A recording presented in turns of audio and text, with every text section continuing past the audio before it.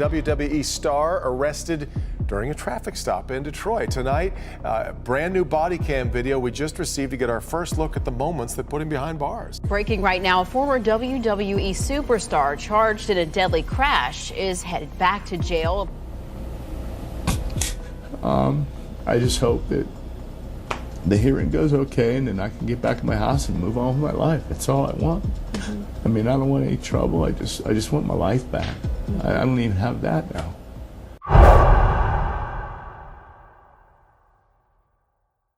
The world of professional wrestling isn't all just about great matches and drama inside the ring, as numerous WWE stars have found themselves in trouble with the law, ranging from DUIs to murder. Now let's take a look at some of these cases.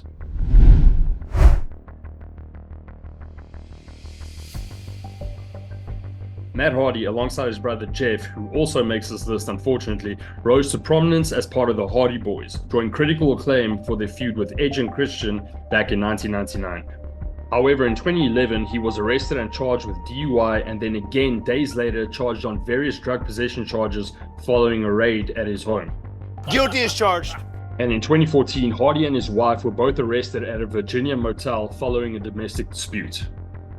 Just out of respect for my wife, I just kind of just don't go into that. I don't talk about that. In the end, however, both parties dropped their respective restraining orders against each other.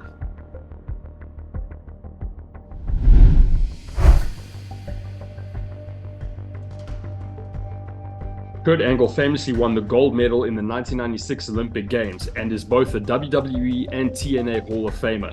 And the fact that USA Wrestling named him as the greatest shoot wrestler of all time speaks for itself.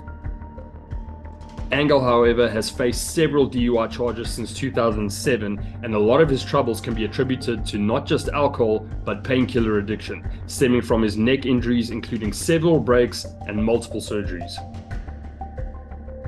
And I was taking one every 4 to 6 hours like I was told.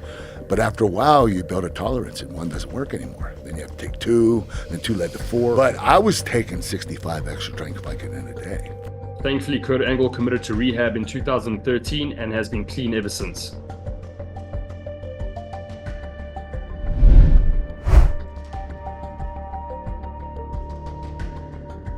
Former WWE champion Alberto Del Rio, whose real name is Jose Rodriguez, was arrested on May 9th, 2020 in San Antonio, Texas, after allegedly battering and sexually assaulting his then girlfriend. In Del Rio's case, Alberto's case, he'll probably tell you the same thing, that when he drinks, he gets aggressive. And he does. Rodriguez was released the following day on a $50,000 bail and would be indicted later that year by a grand jury and formally charged with aggravated kidnapping and sexual assault.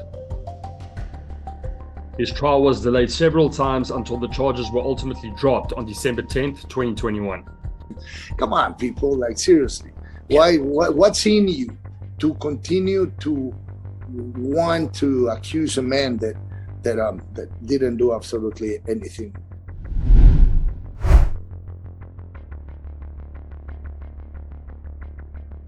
Like his brother Matt, Jeff Hardy is an all-timer when it comes to tag team wrestling, and nothing can take this away.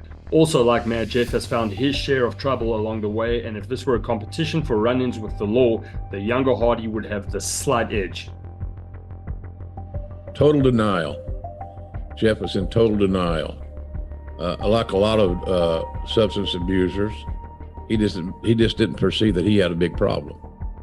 In September of 2009, Hardy was arrested and charged with drug trafficking in controlled prescription medications, as well as possession of anabolic steroids following a raid at his house, ultimately costing him a reported $100,000 fine to go with 30 months probation and 10 days in jail. And in July of 2019, Hardy faced public intoxication charges, and then just 2 months later, he was arrested again, charged with a DWI in North Carolina. I happen to know Jeff and his brother personally, but this isn't personal. This is a man who's made the decision at least 3 times now in the past 10 years to drive while impaired. In 2022, Hardy was arrested in Florida on felony DUI charges and blew a 0.29 in a blood alcohol test, nearly 4 times the legal limit. Pro wrestler Jeff Hardy is now facing DUI charges. Hardy was pulled over this morning near Daytona Beach, Florida. Arrest warrants say Hardy's Dodge Charger was swerving all over the roadway. Reports also stated Hardy was, quote, unsteady on his feet, reeked of the odor of an alcoholic beverage, and was confused.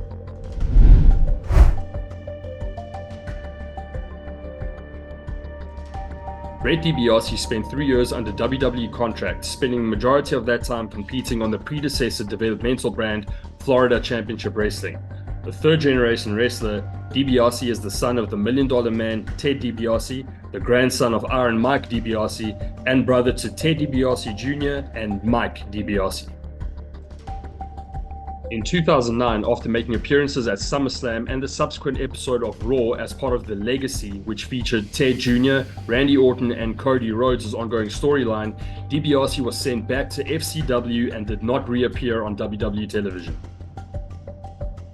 Dale Brett DiBiase has pleaded guilty in connection to Mississippi's welfare fraud case.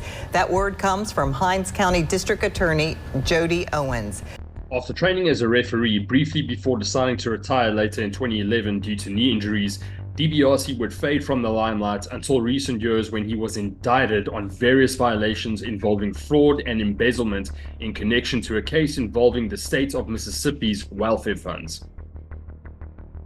Brett DiBiase submitted false documentation of work performance to the Mississippi Department of Human Service between November of 2018 and February of 2019 and was paid with public funds from the Temporary Assistance for Needy Families.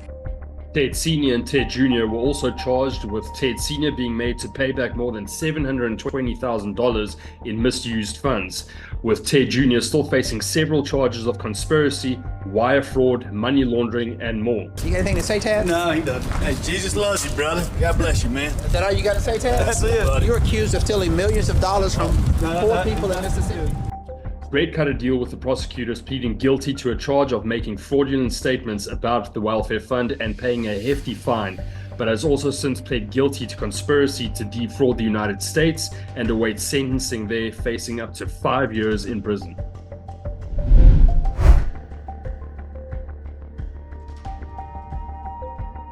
The wrestlers involved in the bloodline angle, as it has played out over the last few years, have seen their stock elevate exponentially, and Jimmy Uso, along with his twin brother Jay, are no exception. However, it can be argued that they've already cemented their place in wrestling history due to their prolific run in the tag team division. But like, man, when they hear the Usos, man, they be like, hey, man, that tag team right there, man, they the ones. Jimmy, whose real name is Jonathan Fatu, has towed the line, however, in terms of getting in his own way with no less than 4 DUI-related arrests. Jimmy Uso and his wife, the WWE's Naomi, were driving in Greektown when a traffic stop turned into a confrontation. On one occasion, however, in July of 2019, Fatu was found not guilty, but in the other instances there were repercussions, including making it very difficult for both he and his brother to wrestle in Canada over the years, although he was there for 2023's eventful Elimination Chamber event. Bro, you don't need to say the shit you saying. I get it. I've been here. Let's do it. Do your shit what you need to do.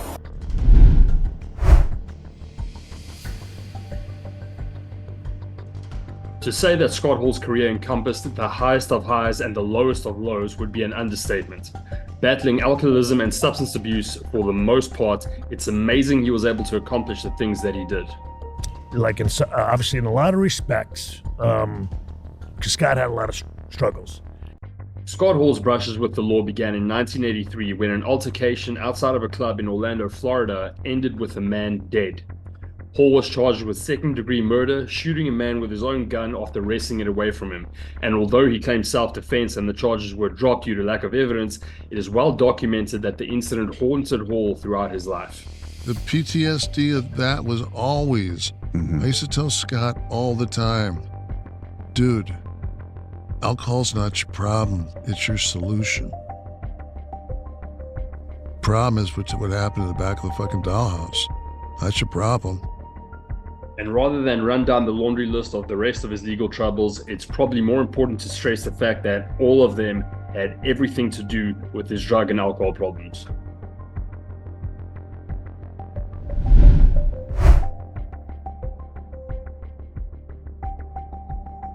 You would be hard-pressed to find a professional wrestler more popular than Stone Cold Steve Austin. Take a firm hold on it a little bit, yeah, about like that. So I like that, and you go like what? Right.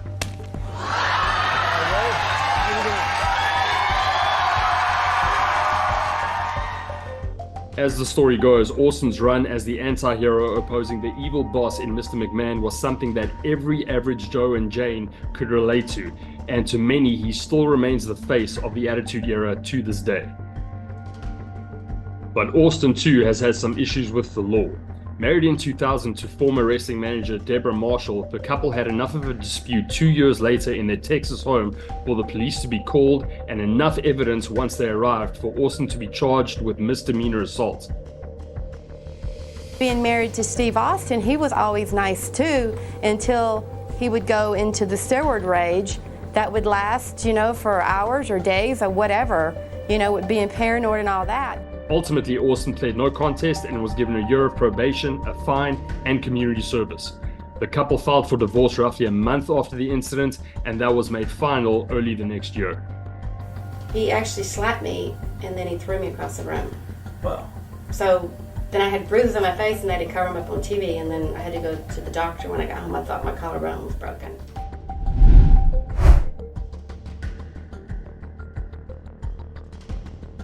A quick Google search for Teddy Hart yields no shortage of unfortunate incidents.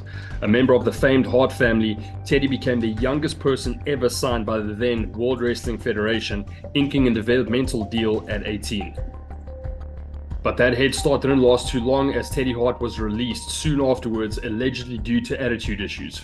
I'd love to see Teddy make it in wrestling. And in a lot of ways he deserves to make it in wrestling, but he's got to learn to shut his mouth. He rejoined the WWE on a developmental contract again, appearing for Ohio Valley Wrestling and then Florida Championship Wrestling before being released again in late 2006. The wrestling business, unfortunately, comes down to sometimes a simple case of doing what you're told. And Teddy was a guy that couldn't do what he was told and missed the dream. The laundry list of allegations, arrests, and legal troubles includes sexual assault charges in 2014 in Canada that were later dropped, DUI, evading arrest, and auto theft in Texas in 2017, which was also eventually dropped. And in 2020, there was a charge for possession of a Schedule III controlled substance with the intent to sell or distribute in Virginia, an arrest for violating the house arrest condition of his bail, also in Virginia, as well as charges of strangulation resulting in bodily harm, again in Virginia. And in Florida in 2023, there were charges of possession of MDMA, as well as possession of a controlled substance without a prescription. Sometimes you just got to say, you know what, I fucked up, I made a mistake. An incident in which Hart was never implicated, however, probably drew the most attention when his girlfriend, Samantha Fiddler, went missing in November of 2016, and her case has since gone cold. She came to Florida with Teddy Hart to pursue her wrestling career, and we know that they had some sort of split at some point, and he left, and she stayed in Florida. We know for a fact that she was still in Florida while he was back in Canada.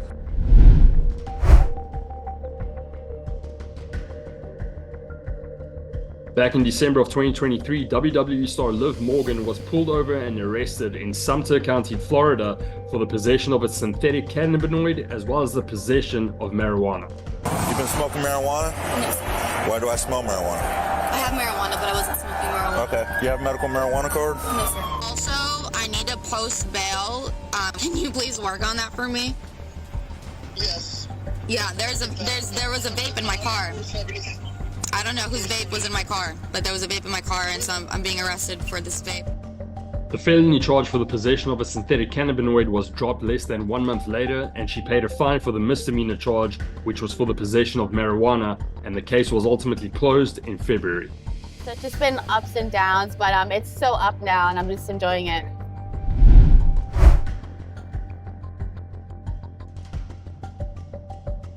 At one point, former NXT North American champion Patrick Clark Jr., better known to wrestling fans as Velveteen Dream, looked set to be the next big thing on either Raw or SmackDown. I have many other inspirations, but I'm my main inspiration. However, that call-up would never come, as he was accused on 2 occasions of sending inappropriate images to children in 2020. We actually had a phone conversation over Instagram. At no point in time did I ever type anything or say anything that should have or could have been misconstrued as an advance of any type. No charges were assessed from these allegations, nor did he face any official recourse from the WWE, and he went on to challenge Adam Cole for the NXT Championship before participating in various other storylines to close out the year. And in 2021, Velveteen Dream was not seen on WWE TV, and he was released in May. When you don't speak up for yourselves, the narratives will get as big as you allow them to get. I should have been stepping on necks and squishing narratives out the gate. Though rumors have come and gone regarding a possible return, it seems highly unlikely, as Clark found trouble in August of 2022 when he was arrested and charged with first-degree battery and trespassing, and then again just days later for violating probation. Did I get rid of my Miranda rights? Come on, step on out. Did I get rid of my Miranda rights? Did I get rid of my Miranda rights? We got a rookie on deck. We got a rookie on deck. He didn't tell me my Miranda rights. As you've probably seen or have heard over the course of the last few years, I want to apologize for my behavior. Both professionally and personally, I always preach to those closest to me about the power of accountability and responsibility, and I take full accountability for my behavior over the last 3 years of my life. When narratives were written about me, it doesn't matter. It didn't matter what was written about me. It doesn't matter what was said about me. It doesn't matter what's on the internet about me. I was wrong.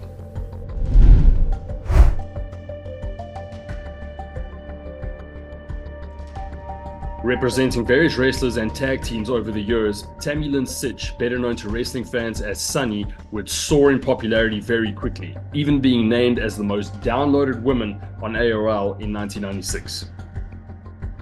I was the manager of 3 consecutive sets of tag team champions. It could have shown, one of the glorified moments of my career, holding the belts proudly in the air. Instead, you show me romping around on the beach in a bikini. After a hiatus during which she appeared in ECW on a handful of occasions, Sunny would return to the WWF in 1998 before rumors of backstage drama and drug abuse began to surface, leading to her release. #1 hoe in the world. Biggest hoe in the world. Returning to ECW using her real name, Sytch was used regularly before being arrested for violating a restraining order, and she eventually left the company in 1999. The worst feeling in the world. Worst feeling in the world. From 2000 on, Sytch would appear for WCW and various independent promotions and made sporadic appearances on WWE television, culminating in a Hall of Fame induction in 2011. From there, things seemed to spiral out of control as her latest arrest on DUI manslaughter charges after a crash in Ormond Beach, Florida, resulted in the death of a 75-year-old man, which ultimately saw Sytch getting sentenced to 17 years in prison. Real quick, what's your last name? Sytch, S-Y-T-C-H. What's your first name? Tamara. Okay, what's your middle name? Lynn. And what's your date of birth? 12/7/72.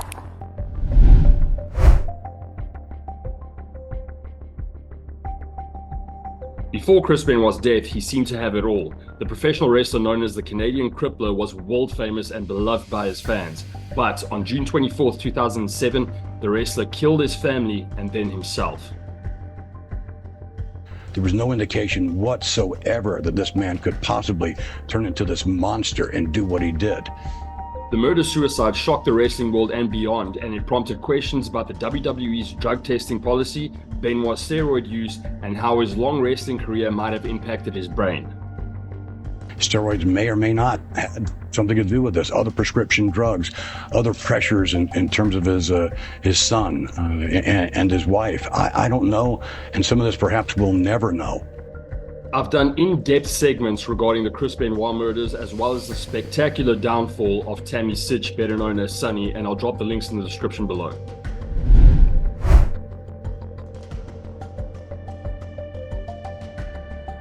most recent case of an alleged murder in the professional wrestling world involves former WWE star Billy Jack Haynes, who was arrested at the end of February following a hospital stay and accused in connection with his wife's murder. The real-life William Albert Haynes Jr. was taken to the hospital for an unrelated issue after a 2-hour standoff in Portland, Oregon that caused the entire neighborhood to have to shelter in place. When police were finally able to get into his home, they found Haynes' 85-year-old wife dead following an apparent shooting. Haynes was subsequently officially charged with second-degree murder and unlawful use of a weapon when he was released from the hospital.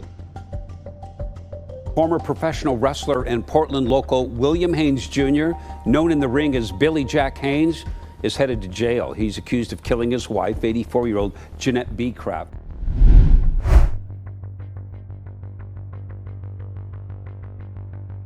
As a performer in the ring, Jimmy Superfly Snuka is one of the most popular wrestlers of all time, a WWE Hall of Famer and multiple-time champion across dozens of promotions in a career that spanned more than 40 years. Unfortunately, a cloud of uncertainty will always be associated with him, stemming from an incident in 1983 that resulted in the death of his girlfriend, Nancy Argentino. Snuka called for an ambulance mere hours after performing in Allentown, Pennsylvania for the injured Argentino at their motel room. She was then transported to Sacred Heart Medical Center where she died soon after arrival of craniocerebral injuries. Girl, wanted to use the bathroom, So she got out and went to go use the bathroom, pulled over to the side. And I guess after she got done, she came back over like a stream that was there. She jumped and slipped and banged her head. So, I went and got her and brought her back in the car and took off, went to Allentown and called up the ambulance, bro. A coroner's report determined that Argentino died of traumatic brain injuries, which were consistent with her head striking a motionless object, and her autopsy also revealed several other injuries as potential signs of domestic abuse all over her body. Though the coroner informed the district attorney, Snuka was not charged, but the case was left open. And to this day, there still continues to be speculation as to whether or not Vince McMahon paid off the district attorney. But I do think that Vince played a role in getting Mr. Snuka off. Decades later, Snuka was arrested and charged with third-degree murder and involuntary manslaughter, pleading not guilty. Well, according to the criminal complaint, Jimmy Snuka told 7 different versions of how his girlfriend died in just the first day after her death. And when prodded by the victim's family for 32 years, the DA finally submitted the case to a grand jury, which voted to indict him for murder. His attorneys argued that his physical and mental health were deteriorating at a rate where he should not be made to stand trial, having been diagnosed with stomach cancer earlier that year, while the opposition argued by showing a video of Snuka wrestling as recently as 6 months prior. Ultimately, the charges were dismissed on January 3, 2017, with Snuka deemed mentally unfit to stand trial, and he died a little less than 2 weeks later. Wrestler Jimmy Superfly Snuka has passed away. His attorney says he was battling stomach cancer and showed signs of CTE, a disease similar to Alzheimer's. Snuka had faced third-degree murder charges in the death of his ex-girlfriend, Nancy Argentino, who died in 1983. But a Pennsylvania judge dropped those charges 12 days ago, saying Snuka was incompetent to stand trial. Thanks for watching. Let me know what you guys think in the comments. And if you enjoyed this video, please subscribe and check out some of the other videos on my channel.